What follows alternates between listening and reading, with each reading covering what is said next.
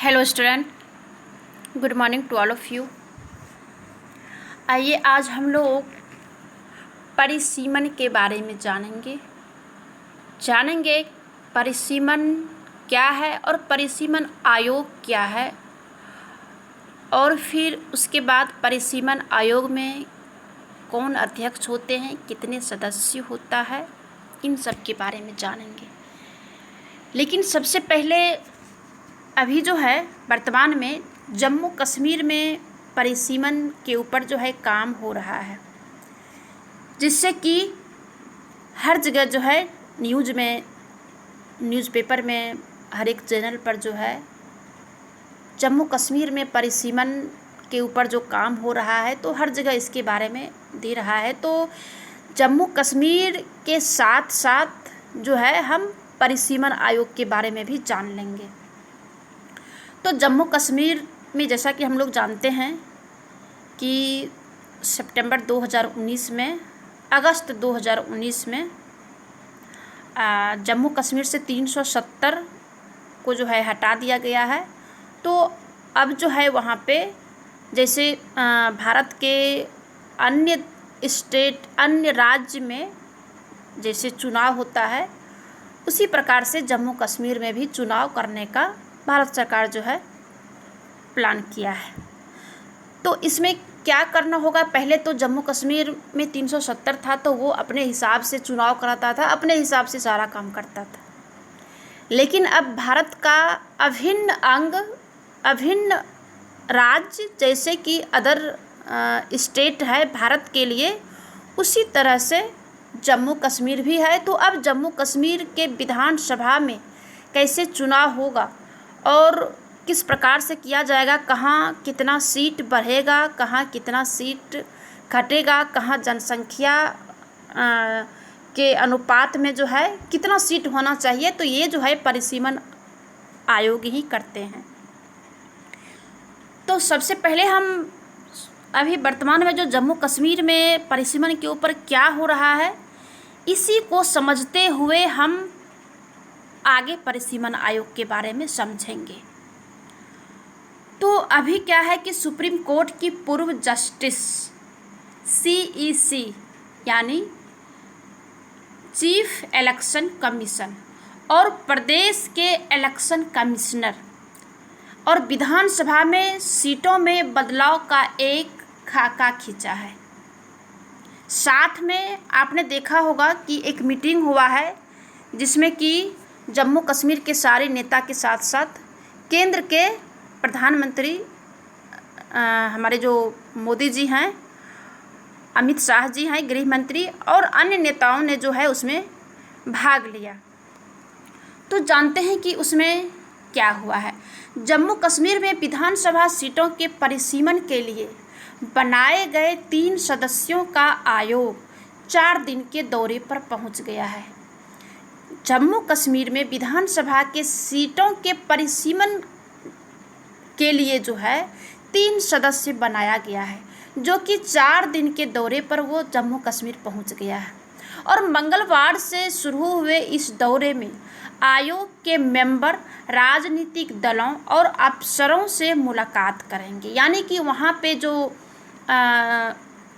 आयोग के मेंबर हैं और जो राजनीतिक दल के लोग हैं और फिर वहाँ के जो अफसर हैं, उन सारे लोगों से जो है ये मुलाकात करेंगे। इसके बाद केंद्र शासित प्रदेश बनाए गए जम्मू कश्मीर में विधानसभा सीटों को एक नया रूप जो है दिया जाएगा। ये जो 3 सदस्य है, ये तीनों का जो है तीनों सदस्य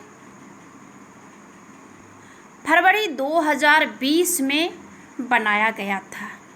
इसकी जो अध्यक्ष है वो रिटायर्ड जस्टिस रंजना प्रकाश देसाई है।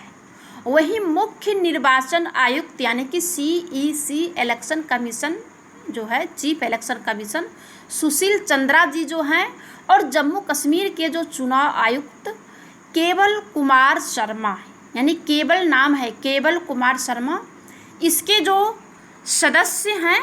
तो इन लोगों का जो है वहाँ पे मीटिंग हो रहा है। तो आइए हम देखते हैं कि जो रिटायर्ड जस्टिस रंजना प्रकाश देसाई हैं वो ये रहा। ये कमीशन के जो 3 मेंबर है, जिसमें कि पहला है जस्टिस रंजना प्रकाश देसाई, और फिर ये जो हैं जस्टिस देसाई सुप्रीम कोर्ट की पूर्व जज हैं। वे महाराष्ट्र की जो है पब्लिक प्रोसिक्यूटर रही है और उन्होंने बॉम्बे हाई कोर्ट की जज के तौर पर भी काम किया है। देसाई जो है इन्होंने 1986 में नज़रबंदी से संबंधित केसों के लिए महाराष्ट्र का स्पेशल पब्लिक प्रोसिक्यूटर बनाया गया था, इसीलिए जो है अभी इनको। दूसरा जो है सुशील चंद्रा जी, ये जो है मुख्य चुनाव आयुक्त हैं, ठीक है। और फिर ये जो हैं 1980 बैच के इंडियन रेवेन्यू सर्विस के ऑफिसर रहे हैं। वे भारत के 24वें CEC यानी कि मुख्य चुनाव आयुक्त हैं। इस पोस्ट पर इनकी नियुक्ति जो है 15 फरवरी 2019 को की गई थी। इससे पहले 13 अप्रैल 2021 को उन्हें केंद्रीय चुनाव आयुक्त बनाया गया था। वे central board of direct taxes के चेयरपर्सन भी रह चुके हैं। चंद्रा दिल्ली में इंटरनेशनल टैक्सेशन के तहत इनकम टैक्स के अपील कमिश्नर भी रहे हैं। इन्होंने मुंबई में डायरेक्टर इन्वेस्टिगेशन, दिल्ली में DG इन्वेस्टिगेशन के तौर पर भी जो है इन्होंने काम कर चुका है। जैसे कि आपने ये रहा सुशील चंद्रा जी, ये जो है सुशील चंद्रा जी हैं। और उसके बाद तीसरा जो मेंबर है वो है केवल कुमार शर्मा जी। इनके बारे में कहा जाता है कि जम्मू कश्मीर के कठुआ ज़िले के रहने वाले के शर्मा 1983 बैच की अरुणाचल प्रदेश, गोवा, मिजोरम और केंद्र शासित प्रदेश केडर के रिटायर्ड IAS ऑफिसर हैं। उन्हें नवंबर 2018 में जम्मू कश्मीर के राज्यपाल सत्यपाल मलिक का सलाहकार भी नियुक्त किया गया था। जम्मू कश्मीर को केंद्र शासित प्रदेश बनाए जाने के बाद वे उपराज्यपाल गिरीश चंद्र मुर्मू और फिर मनोज सिन्हा के सलाहकार भी रहे हैं। इन्होंने 30 अक्टूबर 2020 को इस पद से इस्तीफा दे दिया और फिर वे जम्मू कश्मीर के चुनाव आयुक्त बने हैं। शर्मा ने चंडीगढ़ के प्रशासक के सलाहकार के तौर पर भी जो है काम कर चुके हैं। वे गोवा और दिल्ली के मुख्य सचिव भी रह चुके हैं। अब जो है कि लोकसभा के जो स्पीकर है, लोकसभा के स्पीकर ने सांसदों को बनाया है मेंबर। इनके अलावा नेशनल कॉन्फ्रेंस के 3 सांसद हैं, जो कि फारूक अब्दुल्ला है, जो कि रिटायर्ड जस्टिस हसनैन मसूदी है, मोहम्मद जो अकबर लोन और भाजपा के 2 सांसद जितेंद्र सिंह और जुगल किशोर शर्मा इसके एसोसिएट मेंबर हैं। इन्हें लोकसभा स्पीकर ओम बिरला ने अपॉइंट किया है। ओम बिरला जो है लोकसभा अभी स्पीकर हैं। अब ये जो बनाया गया है आयोग मार्च 2020 में बनाया गया था और जम्मू कश्मीर में चुनाव कराने से पहले विधानसभा सीटों को नए सिरे से तय करने के लिए मार्च 2020 में परिसीमन आयोग का गठन किया गया था।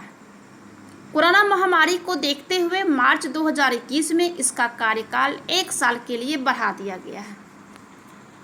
प्रधानमंत्री नरेंद्र मोदी जी की जम्मू कश्मीर के राजनीतिक दलों के साथ मीटिंग के करीब 2 हफ्ते बाद आयोग जो है वहां पहुंच चुका है और मोदी जी ने परिसीमन को तेजी से करने पर जो है काम करने पर जोर दिया है ताकि जल्द जो है वहाँ पे विधानसभा चुनाव कराया जा सके। अब वहाँ की क्या स्थिति है परिसीमन का, आइए जानते हैं। परिसीमन के बाद जम्मू कश्मीर में 7 सीटें बढ़ेंगी और 5 अगस्त 2019 से पहले विधानसभा में कुल 111 सीटें थी। इनमें से 46 जो सीटें हैं कश्मीर में 37 जम्मू में और 4 लद्दाख में।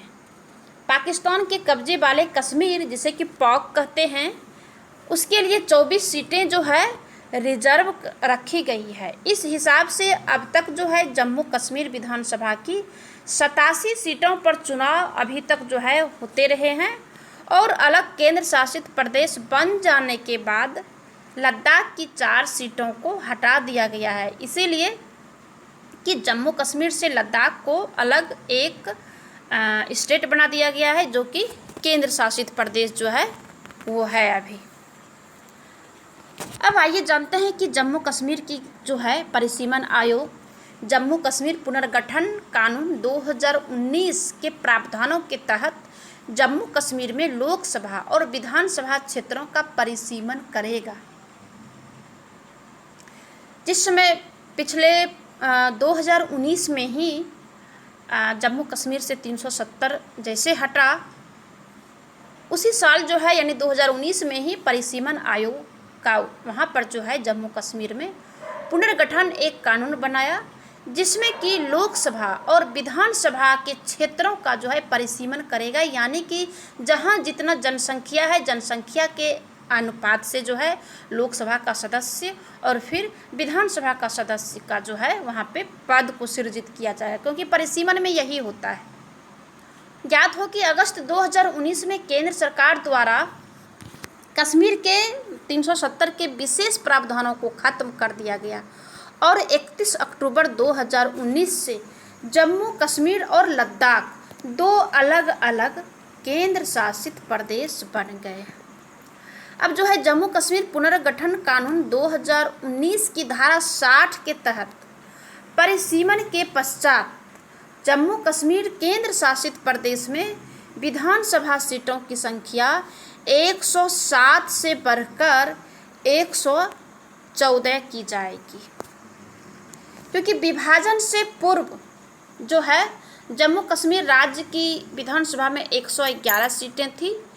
इनमें से 24 सीटें पाकिस्तान अधिकृत कश्मीर जो है पाकिस्तान ऑक्यूपाइड कश्मीर पॉक में पड़ती है और शेष 87 सीटों में से कश्मीर घाटी में 46 है और जम्मू में 34 और लद्दाख में 4 सीटें पड़ती है। तो लद्दाख के जो अलग केंद्र शासित प्रदेश बन जाने के बाद मौजूदा केंद्र शासित प्रदेश में 83 विधानसभा सीटें ऐसी बचती है जिन पर कि चुनाव होना है। पॉक की 24 सीटें मिलाकर वर्तमान में जम्मू कश्मीर विधानसभा में कुल 107 सीटें हैं, जो कि परिसीमन के बाद बढ़कर 114 हो जाएगी, क्योंकि परिसीमन में जो है यही काम ही किया जाता है कि जनसंख्या के अनुसार जो है वहाँ पे प्रतिनिधि को जो है वहाँ पे जगह दिया जाता है, वहाँ पर जो है पद को सृजित किया जाता है। तो पॉक को छोड़कर जब अब जम्मू कश्मीर विधानसभा में कुल सीटें 83 से 90 हो जाएगी और जम्मू कश्मीर में अंतिम परिसीमन जो है वर्ष 1995 में हुआ था। इसलिए हुआ था, ऐसे तो परिसीमन जो है जब भी होता है केंद्र में होता है, सारे स्टेट के लिए होता है, लेकिन ये जो जम्मू कश्मीर में होता था क्योंकि वहाँ का कानून भी अलग था, संविधान भी अलग, झंडा भी अलग, सारे कुछ अलग था, तो वहाँ जो है 1995 के बाद जो है अभी तक परिसीमन नहीं कराया गया है, क्योंकि जो केंद्र में है ये तो कई बार हो चुका है। 2008 लास्टली हुआ था, आगे भी देखेंगे, उसके बारे में डिटेल से आगे पढ़ते हैं। तो राज्य के पुनर्गठन के बाद जम्मू कश्मीर में लोकसभा की 5 सीटें हैं और लद्दाख में 1 सीट है। देश में पिछली या आखिरी बार 2008 में परिसीमन आयोग अधिनियम 2002 के तहत निर्वाचन क्षेत्रों की सीमाओं का पुनर्निर्धारण किया गया था, लेकिन असम, अरुणाचल प्रदेश, मणिपुर और नागालैंड में अशांति एवं असामाजिक सौहार्द बिगड़ने के भय से 2008 में परिसीमन नहीं किया गया था। फरवरी 2020 को केंद्र सरकार द्वारा असम, अरुणाचल प्रदेश, मणिपुर और नागालैंड में परिसीमन को स्थगित करने वाले अपने नोटिस को रद्द कर दिया था। सरकार के आदेश के बाद अब इन राज्यों में परिसीमन आयोग अधिनियम 2002 के तहत परिसीमन प्रक्रिया जो है अब पूरी की जाएगी। अब आइए हम जानते हैं कि परिसीमन होता क्या है, इसका हम कॉन्सेप्ट को जानेंगे। परिसीमन से तात्पर्य होता है कि किसी राज्य में विधानसभा और लोकसभा चुनावों के लिए निर्वाचन क्षेत्र की सीमाओं का निर्धारण करना होता है। जैसा कि मैंने बताया कि उसका जो है सीमा का निर्धारण होता है कि यहाँ से यहाँ तक में अगर इतना जनसंख्या है तो यहाँ पर जो है प्रतिनिधि होना चाहिए, उस सीमा का जो है निर्धारण करता है। और परिसीमन की प्रक्रिया में सामान्यतः लोकसभा या विधानसभा की सीटों में बिना कोई परिवर्तन किए उनकी सीमाओं का जो है निर्धारण किया जाता है। अब आइए जानते हैं कि परिसीमन का उद्देश्य क्या होता है, आखिर ये क्यों कराया जाता है, इसका उद्देश्य क्या होता है। तो परिसीमन का जो उद्देश्य होता है, समय के साथ जनसंख्या में हुए बदलाव के बाद भी सभी नागरिकों के लिए समान प्रतिनिधित्व को सुनिश्चित करना है। जैसा कि मैंने पहले ही बता चुकी हूँ कि परिसीमन वही कार्य करता है जहाँ पर कि जनसंख्या में बदलाव आया है, तो वहाँ पर उस जनसंख्या में जो वहाँ के जो नागरिक है, उस नागरिकों के लिए जो है एक प्रतिनिधित्व, जैसा कि कहा, मान लिया जाए कि कहीं पे 20 लाख पर एक जो है विधायक होंगे, अगर 40 लाख वहाँ पे हो गया है तो जाहिर है कि वहाँ पे 2 सीट होना चाहिए, 2 विधानसभा क्षेत्र होगा। तो यही जो है परिसीमन आयोग का उद्देश्य होता है।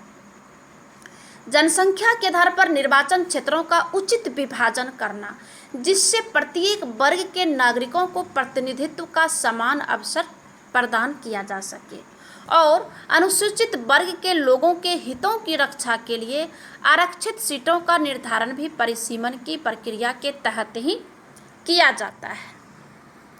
अब आइए जानते हैं कि परिसीमन आयोग क्या है। परिसीमन आयोग को सीमा आयोग के नाम से भी जाना जाता है, इसलिए कि वो सीमा का निर्धारण करता है, इसीलिए परिसीमन आयोग को सीमा आयोग भी कहा जाता है, इसमें कोई डाउट नहीं है।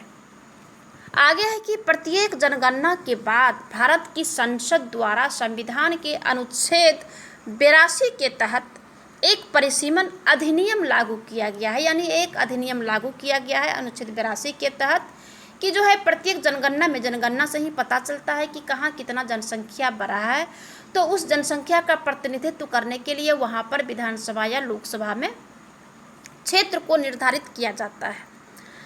परिसीमन अधिनियम के लागू होने के बाद राष्ट्रपति द्वारा परिसीमन आयोग की नियुक्ति की जाती है, जैसा कि अभी जम्मू कश्मीर के लिए जो है किया गया है। और यह संस्था निकाय निर्वाचन आयोग के साथ मिलकर जो है काम करती है। अब आइए जानते हैं कि परिसीमन आयोग की संरचना कैसे होता है। परिसीमन आयोग की संरचना में जो है अध्यक्षता उच्चतम न्यायालय के एक अवकाश प्राप्त न्यायाधीश द्वारा की जाती है, यानी कि परिसीमन आयोग की जो अध्यक्ष होंगे वो उच्चतम न्यायालय के एक अवकाश यानी कि रिटायर्ड न्यायाधीश होंगे, जैसा कि अभी रंजना जी हैं। इसके अतिरिक्त इस आयोग में सदस्य भी शामिल होते हैं। सदस्य में होंगे मुख्य निर्वाचन आयुक्त या मुख्य निर्वाचन आयुक्त द्वारा नामित कोई निर्वाचन आयुक्त, जैसा कि अभी जम्मू कश्मीर में जो रंजना देसाई जी को मुख्य जो है अध्यक्ष बनाया गया है, और इसका सदस्य जो है अभी जो चीफ मुख्य न्यायाधीश ये निर्वाचन पदाधिकारी जो हैं CEC जो हैं चीफ इलेक्शन कमीशन, एक और हैं जो कि केवल कुमार शर्मा यानी के शर्मा जी हैं, जो कि जम्मू कश्मीर विधानसभा के निर्वाचन आयुक्त हैं, क्योंकि राज्य में भी होता है और केंद्र में भी होता है। तो इन तीनों लोग जो है अभी जैसा कि जम्मू कश्मीर में भी हुआ है, उसी के आधार पर आप समझ सकते हैं कि मुख्य निर्वाचन आयुक्त के साथ साथ ये सब जो है इसका सदस्य होते हैं। और एक होता है कि संबंधित राज्यों के निर्वाचन आयुक्त, यानी कि जिस राज्य में चुनाव होना है और उस राज्य का जो एक निर्वाचन आयुक्त होते हैं, अगर वहाँ का परिसीमन के तहत जो है कोई काम हो रहा है तो वहाँ के निर्वाचन आयुक्त होंगे। अब जो है उसके सहयोगी सदस्य भी बहुत सारे होते हैं, जैसा कि आयोग जो है परिसीमन प्रक्रिया के क्रियान्वयन के लिए प्रत्येक राज्य से 10 सदस्यों की नियुक्ति कर सकता है। अब जो है जिस राज्य की परिसीमन प्रक्रिया का क्रियान्वयन करना है तो वहाँ के जो है उस राज्य के 10 सदस्य नियुक्त कर सकते हैं। अब 10 में कौन कौन होंगे? 5 होंगे लोकसभा के सदस्य और 5 होंगे राज्यसभा के सदस्य, ठीक है।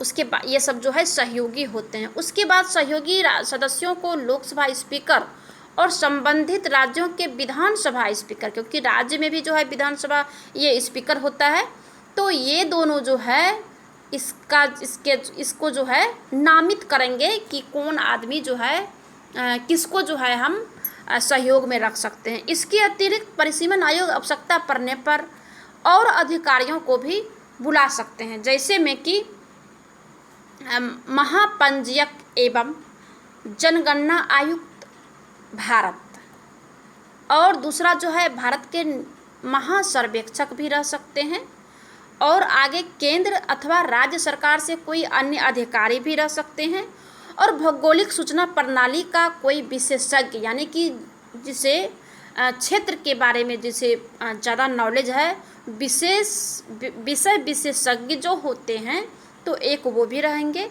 या कोई अन्य व्यक्ति जिसकी विशेषज्ञता या जानकारी से परिसीमन की प्रक्रिया में सहायता प्राप्त हो सके। अब आगे हम जानते हैं कि परिसीमन आयोग करते क्या हैं, इनका कार्य क्या है। तो कुछ जो है पता चल गया होगा कि परिसीमन आयोग क्या करते हैं, लेकिन आइए टू द पॉइंट के अनुसार जो है हम जानते हैं कि संसदीय निर्वाचन क्षेत्रों का परिसीमन, यानी परिसीमन आयोग लोकसभा सदस्यों के चुनाव के लिए चुनावी क्षेत्रों की सीमा को निर्धारित करने का कार्य करता है, और परिसीमन की प्रक्रिया में इस बात का ध्यान रखा जाता है कि राज्य में लोकसभा सीटों की संख्या और राज्य की जनसंख्या का अनुपात पूरे देश में सभी राज्यों के लिए समान रहे। दूसरा जो है कि विधानसभा निर्वाचन क्षेत्रों का परिसीमन, पहले तो लोकसभा का करना है संसदीय क्षेत्र का, अब जो है विधानसभा निर्वाचन क्षेत्रों का भी परिसीमन करना है। विधानसभा चुनावों के लिए निर्वाचन क्षेत्रों की सीमा का निर्धारण परिसीमन आयोग के द्वारा ही किया जाता है। विधानसभा निर्वाचन क्षेत्रों के परिसीमन के दौरान इस बात का भी ध्यान रखा जाता है कि राज्य के सभी चुनावी क्षेत्रों में विधानसभा सीटों की संख्या और क्षेत्र की जनसंख्या का अनुपात समान रहे। इसके साथ ही यह भी सुनिश्चित किया जाता है कि एक विधानसभा निर्वाचन क्षेत्र सामान्यतः एक से अधिक जिलों में विस्तारित ना हो। आगे अनुसूचित जातियों तथा जनजातियों के लिए सीटों का भी आरक्षण करना परिसीमन आयोग का काम है। परिसीमन आयोग द्वारा परिसीमन आयोग अधिनियम 2002 की धारा 9(1) के तहत निर्वाचन क्षेत्रों में अनुसूचित जाति, अनुसूचित जनजाति समुदायों के लोगों की संख्या के आधार पर आरक्षित सीटों का निर्धारण किया जाता है, क्योंकि अनुसूचित जाति हो या जनजाति हो या अदर कोई भी कैटेगरी के समुदाय जो होते हैं, तो उन सभी को जो है जनसंख्या के आधार पर ही परिसीमन आयोग सीटों का जो है परिसीमन करता है। अब जो इसकी प्रक्रिया क्या है, परिसीमन आयोग की क्या प्रक्रिया है, किस प्रक्रिया के द्वारा जो है वो सीटों का जो है सीट के लिए जो है क्षेत्रों का निर्धारण करता है। तो पहला जो है कि परिसीमन की प्रक्रिया में निर्वाचन क्षेत्रों की संख्या में कोई परिवर्तन नहीं होता है, बल्कि जनसंख्या के आधार पर निर्वाचन क्षेत्रों की भौगोलिक सीमाओं में परिवर्तन किया जाता है। दूसरा जो है कि परिसीमन प्रक्रिया के तहत अंतिम या नवीन जनगणना के आंकड़ों को आधार माना जाता है। आगे है कि परिसीमन के सिद्धांतों और आंतरिक निर्णयों के आधार पर निर्वाचन क्षेत्रों में प्रस्तावित परिवर्तनों के लिए एक आधार तैयार किया जाता है। फिर आगे है कि परिसीमन के अनुमोदन के बाद प्रस्तावित परिवर्तनों पर विचार विमर्श के लिए आधार पत्र को सहयोगी सदस्यों के समक्ष प्रस्तुत किया जाता है। सहयोगी सदस्यों के समक्ष इसलिए प्रस्तुत किया जाता है क्योंकि ये जो सहयोगी होते हैं ये 10 मेंबर होते हैं, जो कि 5 लोकसभा से और 5 विधानसभा से, क्योंकि इनके सामने समक्ष नहीं करेंगे तो फिर सरकार के पास जो है कैसे जाएगी और सरकार का जो है मोहर कैसे लगेगा, और जब तक कि मोहर नहीं लगेगा तब तक इसका कोई वैलिड नहीं होगा। तो हालांकि सहयोगी जो सदस्य है इस आधार पर प्रस्तावित परिवर्तनों के संदर्भ में सिर्फ अपने विचार व्यक्त करेंगे और किसी भी परिवर्तन के संदर्भ में अंतिम निर्णय लेने के लिए सरकार अधिकार जो है सिर्फ आयोग को ही है। क्योंकि यहाँ पे थोड़ा सा मिस्टेक हो गया, क्योंकि वो जो है उसको इसलिए दिया जाता है क्योंकि सरकार का वो मेंबर है सहयोगी सदस्य, और क्योंकि परिसीमन आयोग जो है वो उसमें जो है जितने भी अध्यक्ष ये सदस्य होते हैं और फिर वो सदस्य उस स्थान पे जाके उस जगह पे जाके जनसंख्या जो जनगणना होता है उसके आधार पर जो है क्षेत्र का निर्धारण करता है और फिर उसके बाद जो है सरकार के पास जो है देता है। लेकिन आयोग जो कर देता है तो उसमें सरकार जो है कोई छेड़छाड़ नहीं करते हैं, क्योंकि उसमें कोई साधारण व्यक्ति नहीं होते हैं और इसलिए जो है उसमें कोई सरकार जो है उलटफेर नहीं करेंगे। आधार पत्र पर विचार विमर्श के बाद प्रारूप प्रस्तावों को सहयोगी सदस्यों की असहमतियां, यदि कोई सहयोगी सदस्य में से असहमत हो तो सदस्य की इच्छा अनुसार उस असहमतियों सहित भारत के राजपत्र और संबंधित राज्य के राजपत्र के साथ ही 2 विशिष्ट समाचार पत्रों में प्रकाशित किया जाता है, यानी उन बातों को जो है न्यूज़पेपर में दिया जाता है। आगे है कि इसके साथ प्रारूप प्रस्तावों के संदर्भ में जनता से अपनी आपत्तियों एवं सुझावों को भेजने का आग्रह भी किया जाता है। प्रारूप प्रस्तावों के संबंध में जनता की आपत्तियों एवं सुझावों पर चर्चा के लिए निर्धारित तिथि पर जो है जन सुनवाई का आयोजन भी किया जाता है और जनता के मौखिक और लिखित सुझावों के आधार पर प्रस्तावों में अपेक्षित परिवर्तन यानी थोड़ा मोड़ा परिवर्तन करके जो है परिसीमन के संदर्भ में अंतिम आदेश जो है जारी कर दिया जाता है। अब आइए जानते हैं कि परिसीमन आयोग को कितना शक्ति प्राप्त है। परिसीमन आयोग एक स्वतंत्र निकाय है। यह आयोग भारतीय संविधान के तहत प्रदत्त शक्तियों के माध्यम से देश में परिसीमन का कार्य करता है।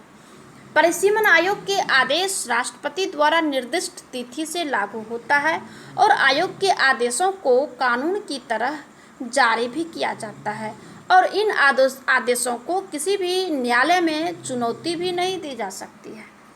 आगे है परिसीमन की प्रक्रिया पूरी हो जाने के बाद आयोग के आदेशों की प्रतियां लोकसभा और संबंधित विधानसभा के समक्ष रखी जाती है।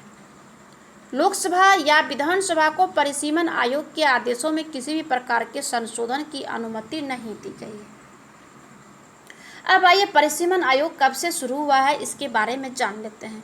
स्वतंत्रता के बाद से आज तक देश में 4 बार परिसीमन आयोग का गठन किया जा चुका है। सबसे पहली बार जो है 1952 के पहले जो है परिसीमन आयोग का गठन यानी कि 1952 में ही किया गया था, ठीक है। और दूसरा जो है 1962 अधिनियम के तहत यानी परिसीमन आयोग 1962 और इसके तहत 1963 में जो है परिसीमन का काम किया गया। और तीसरा जो है 1972 के तहत, क्योंकि जब भी जैसे कि अभी जो जम्मू कश्मीर में हुआ है तो 2019 के तहत अभी 2021 में हो रहा है, यानी कि इसका गठन कब हुआ, इसका जो है अधिनियम कब बना, तो जैसे कि 1972 में बना और 73 में हुआ और चौथी बार जो है 2002 के तहत यानी कि ये परिसीमन आयोग जो बना, आयोग का जो अधिनियम बना 2002 में ही बन गया और इसे 2002 में जो है किया भी गया। अब इसमें जो है संशोधन किया जाता है, तो कैसे किया जाता है परिसीमन प्रक्रिया में संशोधन? परिसीमन की प्रक्रिया के तहत निर्वाचन क्षेत्रों की सीमा निर्धारण का मुख्य आधार क्षेत्र की जनसंख्या होती है। ऐसे में कम आबादी वाले क्षेत्रों या राज्यों को अधिक आबादी वाले क्षेत्रों या राज्यों की तुलना में समान प्रतिनिधित्व नहीं मिल पाता है। यानी कि जैसा कि मैंने बताया कि जहाँ पर की जनसंख्या ज़्यादा है तो जनसंख्या के आधार पर ही जो है परिसीमन आयोग ने क्षेत्र का जो है सीमा का जो है निर्धारण करता है। 1976 में राज्यों की परिवार नियोजन योजनाओं को ध्यान में रखते हुए केंद्र सरकार द्वारा परिसीमन के तहत सीटों की संख्या में परिवर्तन किए जाने पर वर्ष 2001 की जनगणना तक रोक लगा दी गई थी। फिर 1981 और 91 की जनगणना के बाद परिसीमन आयोग नहीं किया गया।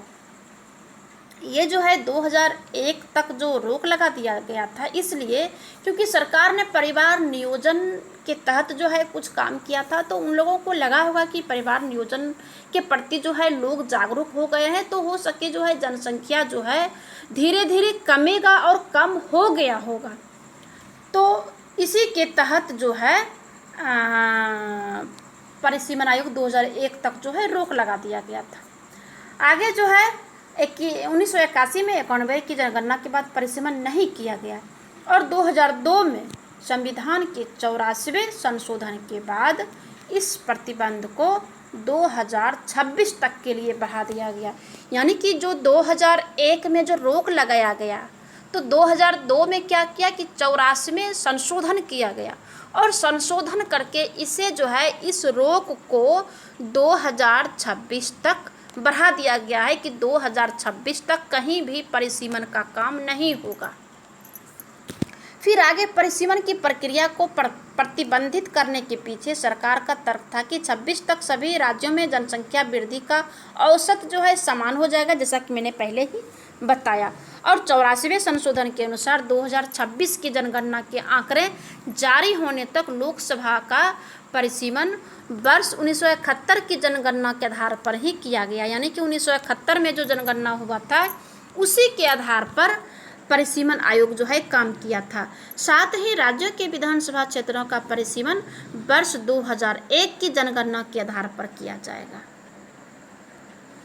अब जो है चौथा परिसीमन आयोग जो हुआ इसका गठन परिसीमन आयोग 2002 के तहत जो है 12 जुलाई 2002 को उच्चतम न्यायालय के न्यायाधीश अवकाश प्राप्त न्यायाधीश न्यायमूर्ति कुलदीप सिंह की अध्यक्षता में किया गया था।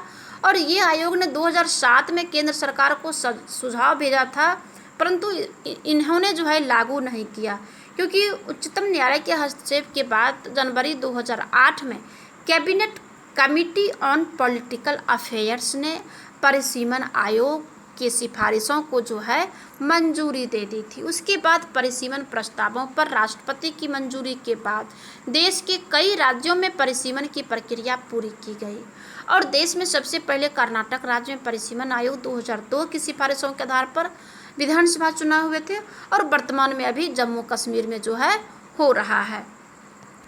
अब आइए इस निष्कर्ष पर पहुंचते हैं कि परिसीमन का जो मुख्य उद्देश्य देश के सभी नागरिकों को प्रतिनिधित्व का समान अधिकार प्राप्त करना है।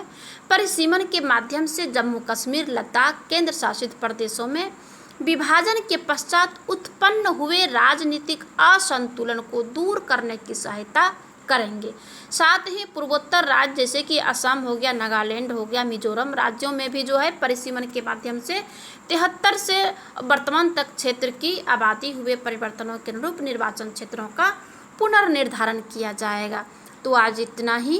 परिसीमन आयोग के बारे में जितनी भी बातें आई मैंने सारी बातों को इस वीडियो के माध्यम से इस वीडियो में मैं रखी। इससे ज़्यादा परिसीमन के बारे में कहीं कुछ नहीं मिलेगा। धन्यवाद।